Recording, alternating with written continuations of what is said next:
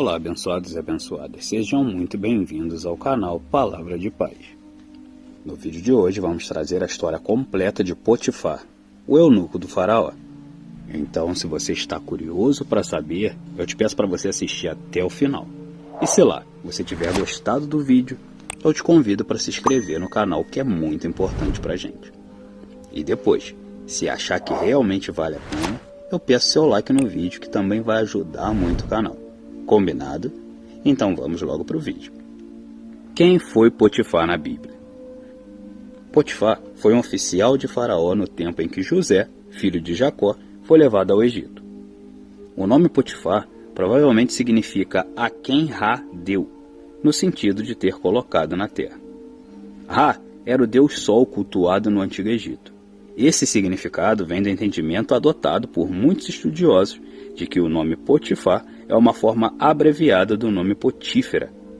Se isso estiver correto, então o oficial de Faraó e o sacerdote da cidade de On, que posteriormente se tornou sogro de José no Egito, tinham o mesmo nome. Contudo, isso não quer dizer que Potifar e o pai de Asenate, esposa de José, eram a mesma pessoa. A história de Potifar. Potifar era um egípcio que, de acordo com a Bíblia, servia como oficial de Faraó e capitão da guarda. Um ponto interessante na descrição bíblica de Potifar é que a palavra hebraica aplicada é a mesma para eunuco. Inclusive, algumas traduções da Bíblia em português se referem a Potifar exatamente assim, como eunuco do Faraó.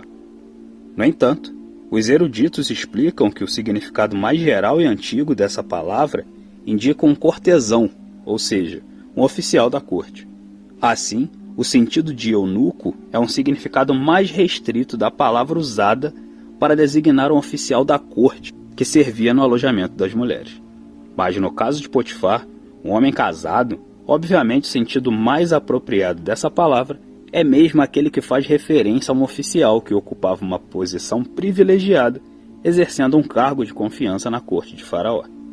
De acordo com muitos historiadores da história egípcia, o tipo de cargo ocupado por Potifar como capitão da guarda fazia dele o líder do corpo da guarda real. Alguns estudiosos sugerem que talvez Potifar fosse um tipo de mordomo no palácio egípcio, mas isso parece ser bem pouco provável. José na casa de Potifar. Potifar aparece na história bíblica em conexão com a chegada de José ao Egito. A Bíblia diz que os irmãos de José praticaram uma grande maldade contra ele e acabaram vendendo ele a uma caravana de mercadores ismaelitas que estava seguindo em direção ao Egito. Dessa forma, José foi parar em terras egípcias para ser vendido como escravo. No Egito, Potifar se interessou e comprou José para servir em sua casa. O texto bíblico não informa qual foi o preço que Potifar pagou por José, mas como os ismaelitas tinham comprado José de seus irmãos por 20 ciclos de prata, muito provavelmente a quantia paga por Potifar era superior a isso, para que os ismaelitas pudessem ter algum lucro. Apesar das circunstâncias, na casa de Potifar o escravo José prosperou. A Bíblia deixa bem claro que essa condição improvável se devia ao fato de que o Senhor estava com José.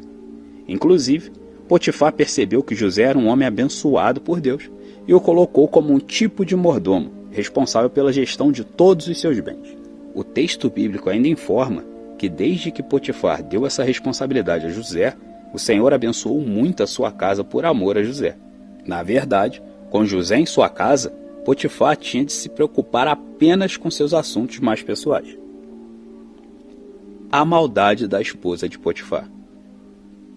Se por um lado Potifar parecia gostar muito de José, por outro lado, a esposa daquele oficial egípcio colocou seus olhos sobre José de uma forma bem sexual. Ela literalmente deu em cima de José. A Bíblia diz que José era um homem formoso de porte e de semblante. Então, a mulher de Potifar começou a pressionar José para que ele se deitasse com ela. Mesmo naquele tempo, o adultério já era reconhecido por muitos povos do Antigo Oriente Próximo como sendo algo muito grave, a ponto de os antigos códigos legais estabelecerem a pena de morte como a punição adequada aos adultérios. José, no entanto, era um homem muito íntegro e temente a Deus. Para José, Potifar havia lhe confiado a administração de sua casa e jamais ele poderia trair a sua confiança, tendo qualquer relacionamento com aquela mulher. Mais do que isso, José também sabia que se ele cedesse ao ataque da esposa de Potifar, ele pecaria contra Deus. Mas, diante da firmeza de José, a esposa de Potifar não desistiu, até que num certo dia ela agarrou José pela roupa e tentou forçá-lo a ter relações com ela. José então fugiu daquela mulher, deixando sua roupa nas mãos dela. Foi aí que a esposa de Potifar chamou os homens da sua casa e acusou falsamente José de tentar violentá-la. Potifar prende José. Mais tarde, quando Potifar voltou à sua casa, aquela mulher mentirosa sustentou a sua versão dos fatos, e José acabou sendo preso. Um escravo que tentasse violentar a esposa de seu senhor provavelmente era morto. Mas como José foi apenas mandado à prisão, muitos estudiosos acreditam que talvez Potifar tenha de alguma forma desconfiado do testemunho de sua mulher. Seja como for, a verdade é que José foi mandado para o cárcere que recebia os presos da corte do faraó. É claro que em tudo isso o propósito de Deus estava sendo cumprido, e todo aquele mal seria tornado em bem. Depois dessas coisas, nada mais é dito na Bíblia a respeito da história de Potifar. Alguns estudiosos afirmam que talvez o chefe dos carcereiros que confiou em José na prisão fosse o próprio Potifar. Outros afirmam que Potifar não era necessariamente o carcereiro. Outros afirmam que Potifar não era necessariamente o carcereiro-mor, mas sim o chefe da guarda que posteriormente entregou o padeiro e o copeiro de Faraó aos cuidados de José. Como o texto bíblico diz que o cárcere ficava na casa do capitão da guarda, e se estiver correta a suposição de que Potifar era o capitão da guarda responsável pelo cárcere, então José ficou aprisionado nas dependências da casa de Potifar. De qualquer forma, o texto bíblico não é claro nesse sentido, e nada sobre isso pode ser afirmado com certeza. A esposa de Potifar. Neferíades é o nome da esposa de Potifar. Seu envolvimento com outros homens a levou para um trágico fim. Após ter sido flagrada na cama com Teruel, Neferíades foi arrastada por Potifar, ainda enrolada nos lençóis e castigada. Por causa da traição, José acabou sendo inocentado da acusação de estupro. Potifar era castrado? Como é colocado em alguns dicionários, a palavra eunuco significa castrado. Como então Potifar, oficial de Faraó, era casado, sendo eunuco no sentido literal, segundo os nossos dicionários? Alguns estudos trazem alguns argumentos que gostaria de contribuir com vocês. Existe um vocábulo em hebraico, saris, que é incerto, já que julga ser vindo de um termo que significa aquele que é cabeça para o rei, dando então um sentido primário ao termo que significa oficial da corte. No sentido hebraico, esse mesmo termo tem outra importância, significando que os nossos dicionários, pelo menos na sua maioria, nos dão como sendo o mais comum, ou seja, castrado. Concluímos a partir daí que na realidade a tradução mais precisa do termo saris deva ser realmente aquele que é a cabeça. Já no grego, o termo eunochos pode ser derivado de eunem eixo, que significa conservar o leito. Mas, assim bem como o termo saris, não precisa denotar alguém estritamente castrado.